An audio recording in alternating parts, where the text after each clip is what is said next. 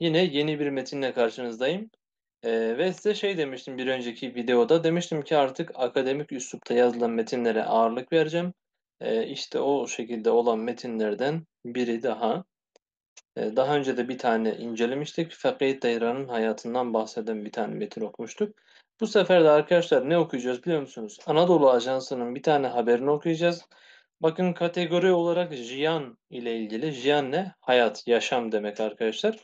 2025 Ekim 10. ay Ekim ayı 26. gün. 26 Ekim 2025 diyelim. Bugün de yayınlanan bir haber. Bakıyoruz neyden bahsediyor? Firotına biletin heyama nû ya ekspresa rojhelate ya turistik ve sve dest pê bikin. Bakın ne kadar uzun tamlamalar, ne kadar böyle hani alışkın olmadığımız kelime ve kalıplar. Bir bakalım neler var, neler yok. Şöyle bir haber var arkadaşlar. Bu haber metnini okuyacağız. Umarım faydalı olur. Size olabildiğince böyle hani seviyeyi yavaş yavaş arttırarak ilerlemeye çalışıyorum. Çok karman çorman metinler değil de biraz daha sade. Mesela bakın yaşamla ilgili bir metin okuyoruz. Akademik üslup arkadaşlar basın metinlerinde olur. İşte biraz sanki edebi metinlerde olur. Ama daha çok en net haliyle lisans, yüksek lisans ve doktora tezlerinde, araştırma makalelerinde vesaire görürüz. Onları da ileride okuyacağız. Haberiniz olsun. Fırtına biletin heyama nu. Buraya kadar bir çözelim. Fırtın satmak. Biletin heyama nu. Nu yeni. Heyam mevsim. Yeni mevsimin bilet çoğul biletlerinin satışı. He. Yeni mevsimin biletlerinin satışı. Bu bilet var ya arkadaşlar onu bir de şöyle bağlıyor. Biletin heyema nuya ekspresa rojhelate ya turistik. Bakın ne kadar uzun bir tamlama. Yani ya var ya onda işte uzun uzun tamlamalar yapmayı sağlıyor. Bunlar tabii cinsiyetine göre geliyor. Normalde şeyde gelebilir. E, ya ve yen. Üç şekilde arkadaşlar gelebiliyor. Ye eril kelimeler için, ya dişi kelimeler için, yen ise çoğul kelimeler için. Heyama buradaki arkadaşlar dişi olduğu için bakın ya. Gördünüz mü? Fırtına biletin heyama nu. Yeni mevsim biletlerinin satışı. Bu biletler neye ait? Ya Expressa Rojhelati. Rojhelat Ekspresi. Rojhelat ne? Doğu arkadaşlar. Doğu Ekspresi'nin yeni mevsiminin biletlerinin satışı. Bir de arkadaşlar tekrar bir yağ gelmiş. Bu Ekspres'in bir özelliği daha söyleniyor. Bu sefer de Ekspres'in özelliği söyleniyor. Turistik. Ya turistik. Turistik Doğu Ekspresi'nin yeni sezonunun, burayı sezon diye tercüme etmeyi tercih ettim şu an. Yeni sezonunun biletinin satışları ve bu ve ecek acak demek bir yere bağlayacağız bunu. Ve sıbe despeye bakın. Yarın başlayacaklar. Yarın başlayacak. Yani toparlarsak Turistik Doğu Ekspresi'nin yeni sezonunun biletlerinin satışı yarın başlayacak. Evet. Hadi bakalım. Nasıl? Güzel mi? Yorumlarınızı belirtin arkadaşlar. Hani metin nasıl? Ağır mı? Kolay mı? Anlaşılır mı? Arttıralım mı seviyeyi? Bu tarz bilgileri benimle paylaşırsanız çok mutlu olurum.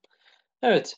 Vaziri Gihand'ın u Benesaziye Abdülkadir Uraloğlu Ragıhand ku Fırtına biletin sezona nu ya trena ekspresa rojelate ya turistik ve despebikin u hagot. Buraya kadar bir gelelim. Vezir, bu vezir arkadaşlar bakan demek tamam mı? Veziri Gihand'ın u Benesaziye. Gihand'ın ulaştırma arkadaşlar. Benesazi altyapı. Ulaştırma ve Altyapı Bakanı Abdülkadir Uraloğlu Ragıhant duyurdu, bildirdi, belirtti, tamam mı? Ulaştırdı. Burada bildirdi diyelim. Ne bildirmiş? Ragıhant G'dan sonra açıklıyor. Bildirdi ki Fırtına biletin sezona nuya trena ekspresa rojelateya turistik USB despê bikin.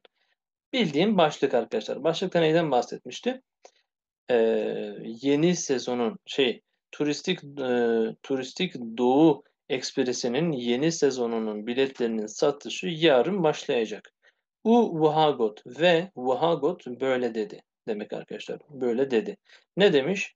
Seferin heyama zivestanê 2025-2026 wê di 22yê çileya pêşîn de dest pê bikin û heta yekê adara 2026 devam bikin. Evet, böyle bu şekilde söylüyor arkadaşlar. Acaba ne diyor? Hemen bakalım. Sefer yani yine aynı şekilde. Seferin heyama zıvıstani. Heyam mevsim, az önce sezonda dedik buna. Kış mevsimi seferleri ya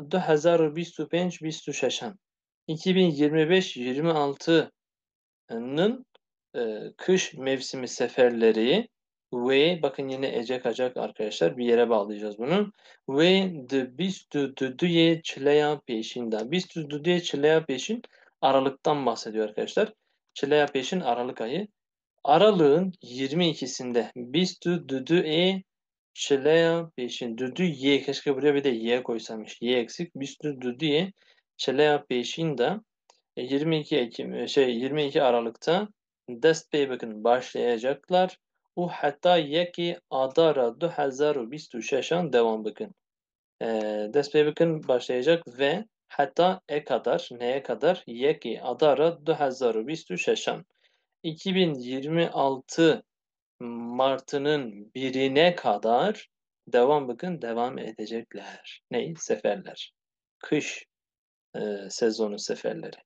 Peki.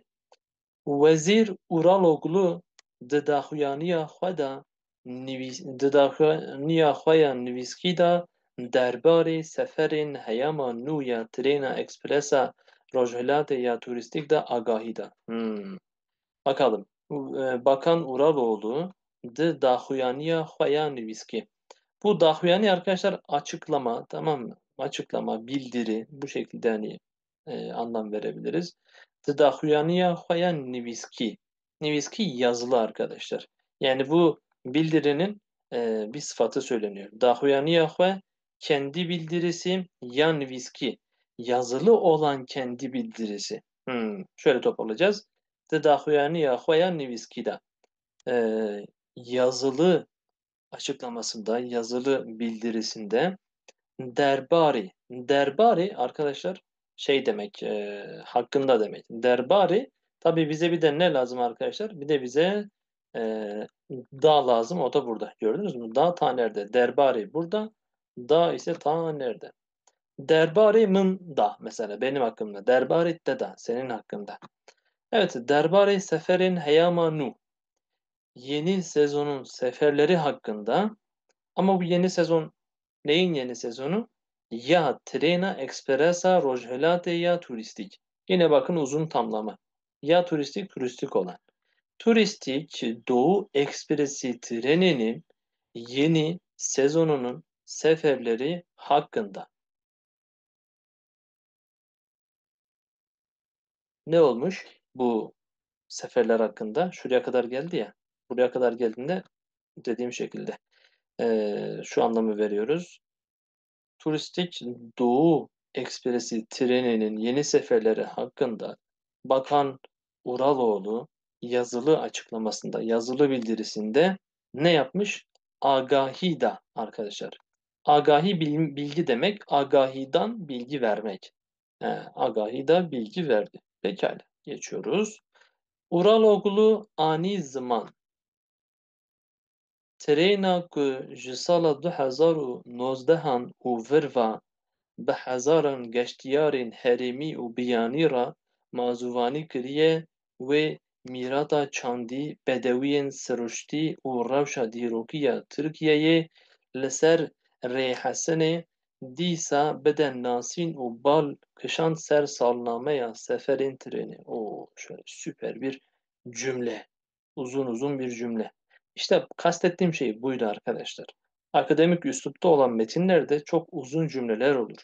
Böyle şey bir dil olur arkadaşlar. Nasıl diyeyim size köşeli bir dil olur. Böyle hani çok tatlı, hoş, sıradan %100 anlaşılır değil de biraz daha böyle hani üst düzey bir konuşma yetisi olan insanlara hitap ediyor. Yani bunu herhangi bir mesela sıradan vatandaş okusa belki çok zor anlar. Anlıyor musun? Mesela biz okusak biraz daha hani bu işle ilgilenen ya da biraz daha okumuş etmiş, belli bir eğitim seviyesinde olanlar bu metinleri çok daha rahat anlar. Ama günlük dilde konuşan insanlar için daha çok bu tarz uzun cümleler okuduğunuzda anlamayabilir. Yahu sen ne diyorsun diyebilir. O yüzden biraz daha dilin üst seviye çıktığı metinler okuyoruz. Uraloğlu ani zaman, ani getirdi. Ne getirdi? Ani zaman. Böyle bir deyim arkadaşlar. Deyimsel fiil. Dile getirdi. Neyi dile getirdi? Tren hakkı o tren ki jisala 2019'dan 2019 yılından uverva. Uverva bakın j arkadaşlar j artı bir de buradaki vir var ya j virva. Bu arkadaşlar ondan itibaren ondan buraya kadar ondan şimdiye kadar. Neyden şimdiye kadar? 2019 yılından şimdiye kadar ve hazaran binlerce. Arkadaşlar bir şey için cca demek istiyorsanız mesela günlerce, aylarca önüne bir getirin, sonra da an getirin arkadaşlar. Bir rojan, bir mehan, bir salan, bir milyonan. Gördünüz mü? Ve hazaran binlerce geçtiyarin herimi. Geçtiyar arkadaşlar turist, gezgin. Geçtiyarin herimi. Herimi yerel demek arkadaşlar. Yerel turistler ya da yerli turistler ubiyani ve yabancı.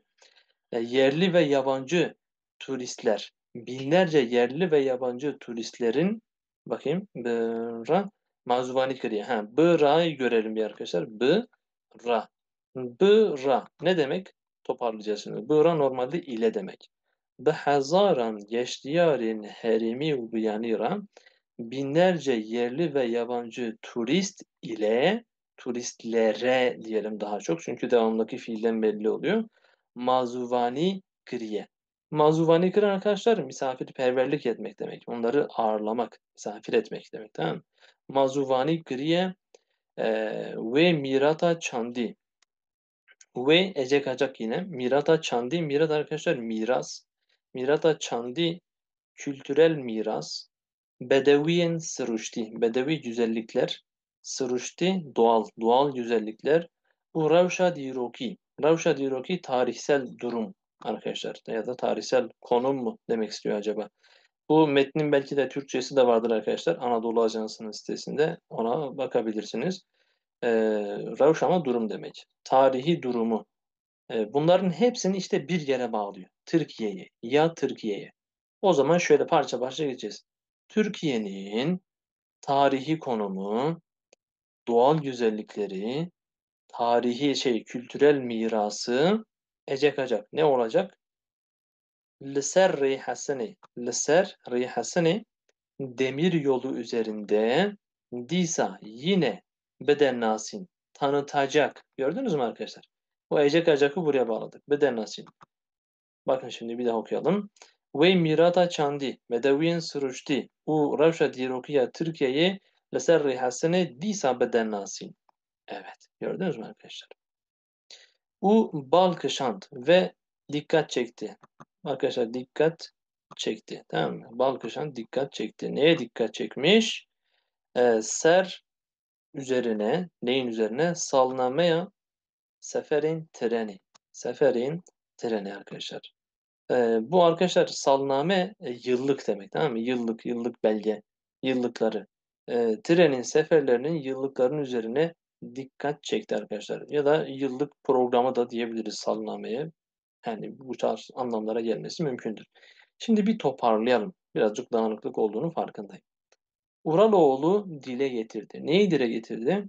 Terenaku jisala 2019 virva ve hazaran geçtiyerin heremi ubiyani ramazuvani kiriye. Buradaki uzun cümlenin öznesi budur arkadaşlar. 2019 yılından bu yana binlerce yerli ve yabancı turiste misafirlik eden tren, evet ne olacakmış?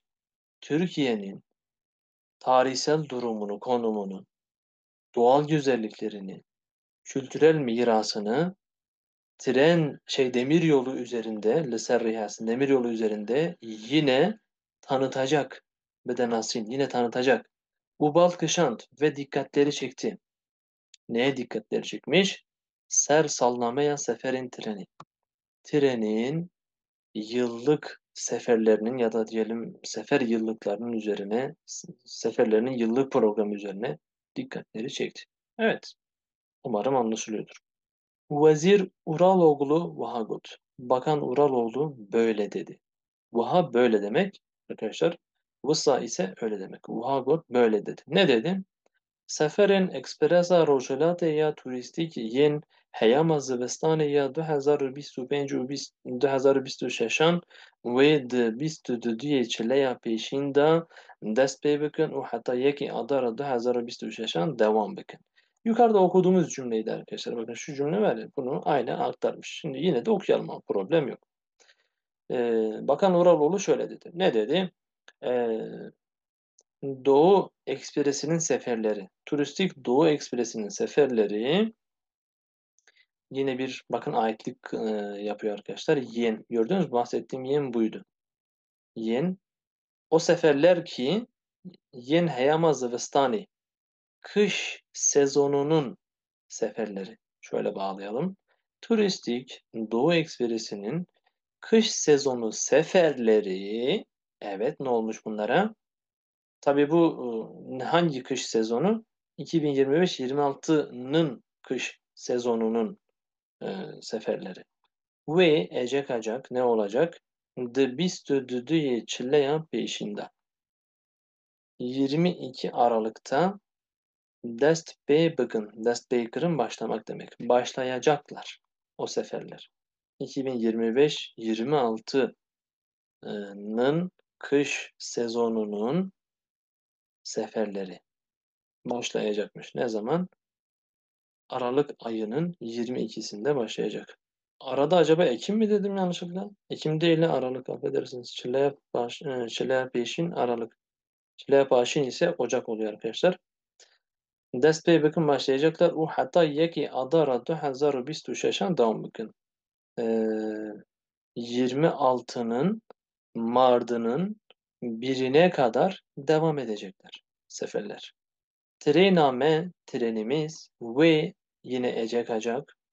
Diheta Ankara Kars'ı da Ankara Kars hattında hat bu arkadaşlar hat demek, yine direkt yol almışlar. D'da bulunma edatı zaten. Bizim trenimiz Ankara Kars hattında Dheyama 22 çleya peşin a 2025 و 27 Şubat'ta 2025'da rojên duşem, çarşem û înê di xeta Qers Enqereyê de jî heta yekê Adara 2026an rojên çarşem û înê û yekşemê bi tevahî 6 seferan bike. O müthiş uzun bir cümle. Bizim trenimiz ne yapacakmış? 60 tane sefer yapacakmış. Tamam mı? 60 tane sefer yapacakmış. Ama bunu nasıl yapacağını açıklıyor bu aradaki şeylerde. Bizim Ankara-Kars trenimiz Dheyama sezonunda, neyin sezonu? E, Aralığın 22'si 2025'in e, 22 Aralığı sezonunda. Hatta şöyle toparlarsak çok daha güzel olur. Nasıl diyeceksiniz biliyor musunuz? Heyama 22 çile başin a 2025 u 27 Şubat'ta 2026'da. Yani sezon arkadaşlar şurası komple. Sezon şurası.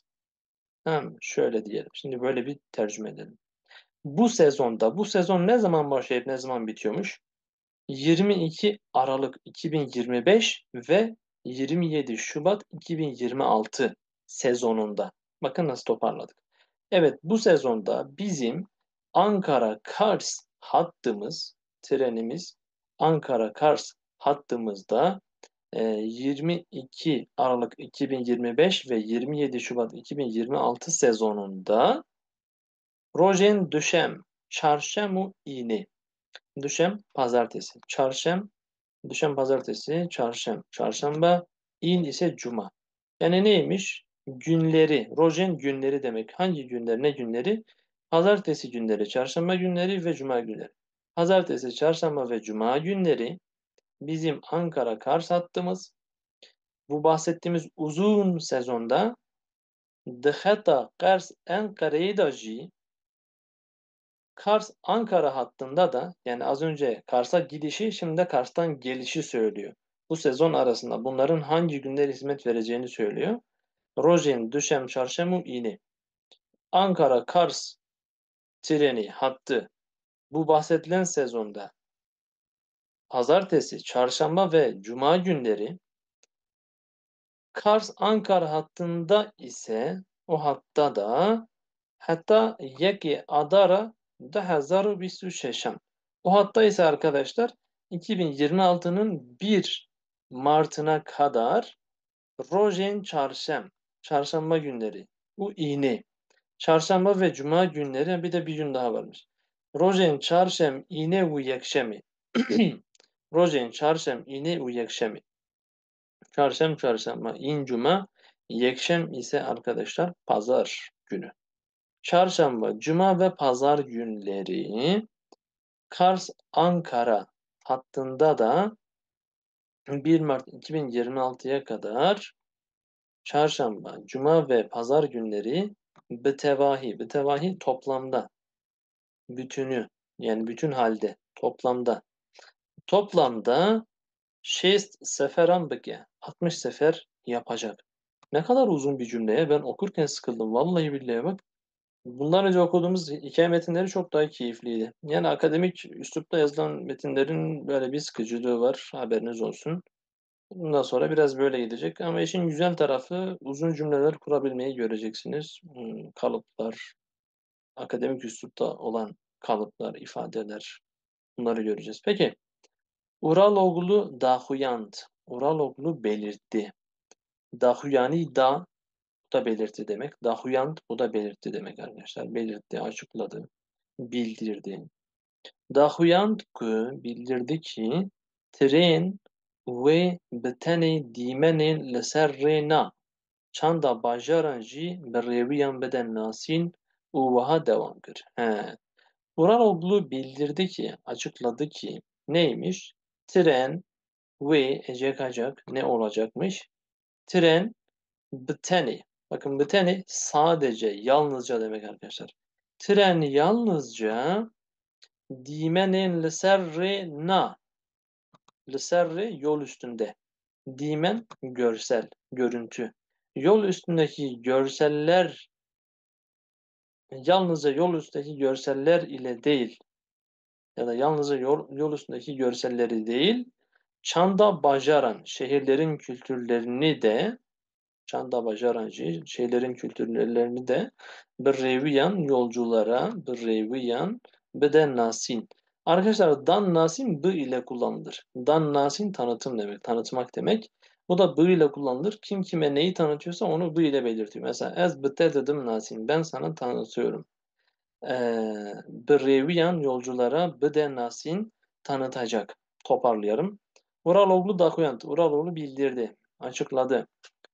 Tren açıkladı ki tren sadece ve biteni dimenin serrena sadece yol üstündeki görseller, görüntülerle, manzaralarla değil. Çanda Bajaran sadece bu yol üstündeki manzaraları değil, şehirlerin kültürlerini de bir reviyen bedenasin yolculara tanıtacak. U vuha devam kır ve böyle devam etti. Nasıl devam etti? Tren li Aliye Ankara Karsi ve li Ezircanê 2 saet û 3 deqîqe li Erzurumê 4 saet di vegerê de jî li Dîvrîgiyê 2 saet û 3 deqîqe û li Sêwazê jî 3 saetan bisekine. Burada duralım. Cümlenin bittiği yerde duralım ve açıklamaya çalışalım arkadaşlar. Şimdi tren bazı şehirlerde belli sürelerle duracakmış, tamam mı? Bunu kastediyor. Tren V'mizi bulalım. V nerede? Trenle Aliyen karşı. V burada. Burada. V. Ecek acak. Tren V besegene. Tren duracak. Ama nerede ne kadar sonrasını açıklıyor. Tren le Aliye Ankara karşı.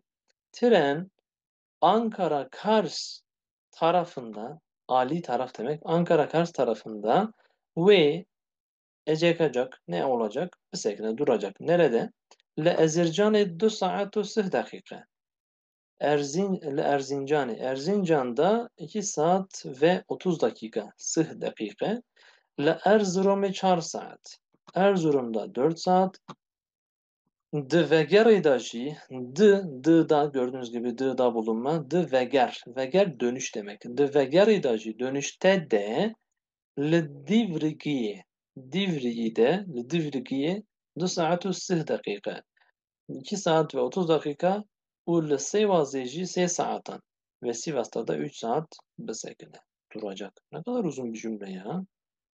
Direya ku Direya ku 1306 kilometreyi da Direya ku. Buradaki ku var ya arkadaşlar. R kelimesini açıklıyor. O yol ki nasıl yolmuş? 1360 kilometrelik yol.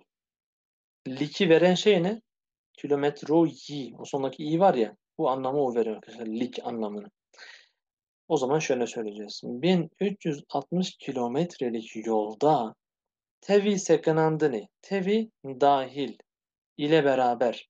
Tevi sekanandını durmakla beraber, yani durmalarla beraber, tamam mı? Durmakla beraber betevahi toplamda sıhhu 2 saat reviti ve bekirin.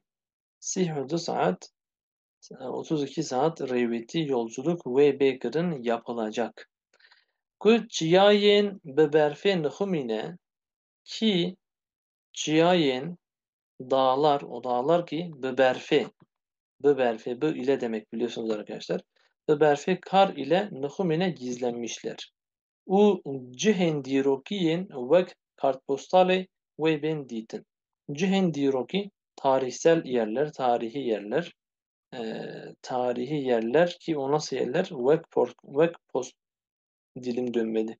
Vek kartpostale ve benditin. Bakın şimdi. Toparlayacağız güzelce. 1360 kilometrelik yolda tabii sekınandını durmalarla beraber durdurmak. Sekınandın durdurmak demek. Gerçi de trenin durdurulmasından bahsediyor. Biz durmak diyelim burada ama normalde sekınandın durdurmak demek. Durmalarla, duraklamalarla beraber betevahi toplamda 32 saat yolculuk reviti ve bekir'in. Ku ciyayem bi berfe nuhumine ki kar ile gizlenmiş dağlar u cihin dirokiyen ve kartpostale kartpostal gibi olan tarihi yerler ve benditin görülecekler. Yani bu 1360 kilometrelik yolda durmalarla beraber toplam 32 saat yolculuk yapılacak. Burada keşke V koysaymış. Ku ne? V koysa ve Baker'ın U deseydi çok daha güzel olurdu. Ben buradan çözemedim hiç. Ne gerek var? Yapılacak ve eee, kar ile kaplanmış, kar ile gizlenmiş dağlar ve kartpostal gibi tarihi yerler görülecek. Arkadaşlar burada edilgenlik kullanılmış. Ve ben diytin. Bu ben var ya gelmek fiilinin arkadaşlar gelecek halidir. Edilgenliği biliyorsunuz ki hatın fiiliyle yapıyoruz. Mesela hat diytin görüldü. De diytin görülüyor. Ve be diytin görülecek. Tamam mı? Bu ve be aklınızı karıştırmasın. VB gelecek demek normalde. Gelecek. Ne gelecek?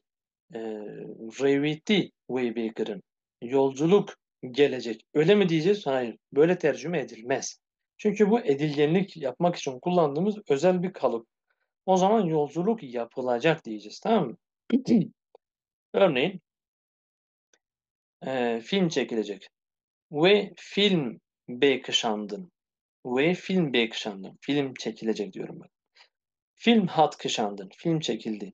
Film de kışandın. Film çekiliyor. Film ve kışandın. Film çekilecek. Hat fiiliyle edilgenliği sağlıyoruz. Arkadaşlar umarım faydalı olmuştur. Bana bu dersle ilgili, bu video ile ilgili kesin görüşlerinizi bildirin. Ben size göre hareket edeceğim. Eğer güzelse, anlaşılıyorsa buradan devam. Yok, eğer çok zorsa ya da böyle çok karmaşıksa özellikle benim anlatım üslubumla ilgili değerlendirmelerinizi bana mutlaka bildirin. Teşekkür ediyorum. Buraya kadar izlemişseniz videoyu. Lütfen videoyu faydalı bulduysanız başka insanlarla da paylaşın ki bu fayda, bu hizmet yayılsın. Teşekkür ediyorum. Spaslar.